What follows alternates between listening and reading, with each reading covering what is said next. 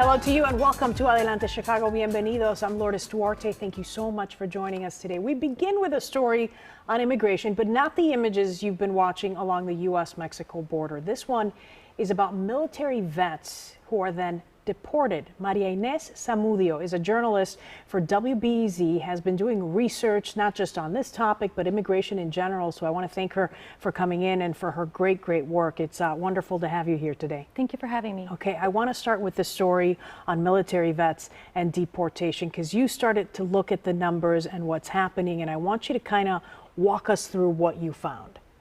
Yeah, I became aware of the issue about 2 years ago involving a case with a veteran from Chicago. He was brought to the U.S. as a kid, went to school here, graduated from high school, then enrolled in the military. He was actually one of the first troops to go to Afghanistan after the 9/11 terrorist attacks. So he sees himself as an American and ended up in a long battle with the U.S. government to try to stay in the country. He was being deported. And so I started reporting about his situation. I did a feature for Latino USA about a year ago. And then when he was deported, we stayed in touch. And since then, I started filing Freedom of Information requests to try to figure out exactly how many veterans who had served in the military were deported. And that was a long battle with the U.S. government. Most of my FOIAs were denied, and it wasn't until I got wind of a new governmental report that was trying to answer that very question. How many veterans are we deporting? And that report was released in June, and so I started preparing, and I wanted to really do a long story about what it's like to be a veteran who is deported and who has a service-related injury. Okay. And the interesting thing about this is that, you know, these are veterans who have served not just one tour of duty. I think in the particular case that you're referencing, I think I read he had served in Afghanistan 2 or maybe even 3 tours of duty.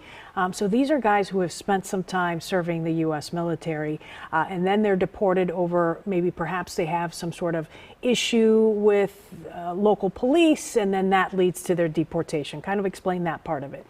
So a lot of people have a really hard time understanding why would the U.S. government deport a veteran.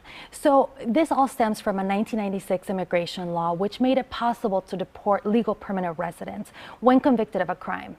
And so most of the deported veterans that I interviewed had a very similar story. They came to this country with a legal permanent residence status with their family as kids. They were raised in the U.S., they enrolled in the military, and they served. And when they came back from the military, they had issues getting back to civilian life. And so some of them had a conviction PTSD too that developed during the military. Yeah. So they've had convictions for drugs, for aggravated assaults, and those types of felonies trigger deportations. And so that's how they ended up being deported. Okay. And many of them, as I just said, they have PTSD. They're suffering from, you know, mental issues that surfaced during their work in the military. And so now, as they're deported, are they getting any treatment for those issues, or what have you found? They're not. And so in the case of the veteran from Chicago, Miguel Perez Jr., he actually had a traumatic brain injury during combat, and he suffers from PTSD. And so he didn't get any help from the VA because there's no VA hospitals in Tijuana where he's currently living.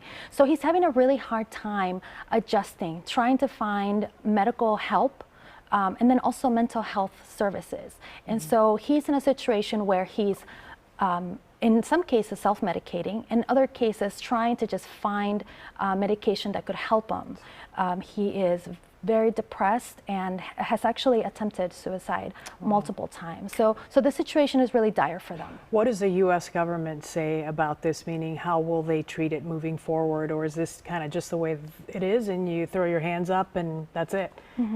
So over the last few years, there's been a couple of senators who are really committed to trying to rewrite the law or make an exemption for veterans. So Senator Tammy Duckworth has actually reintroduced two pieces of legislation that would essentially help these veterans.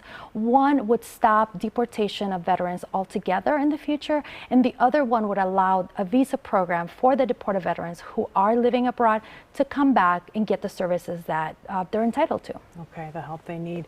Maria Inés, how can people see your story or take a look at it? And tell me just really briefly, maybe another story that you're working on here in the future. Yeah, so people can look at my work at wbez.org, and they can follow my work on Twitter. My username is MI Zamudio, and I try to keep tabs on all of the immigration stories that are happening. You're covering immigration day in, day out. Absolutely. Okay, sounds good. And I will link her information to my site and our Adelante page as well if you're interested in taking a look at some of that. Thank you so much, Maria Inés. Thank you for having me. Okay.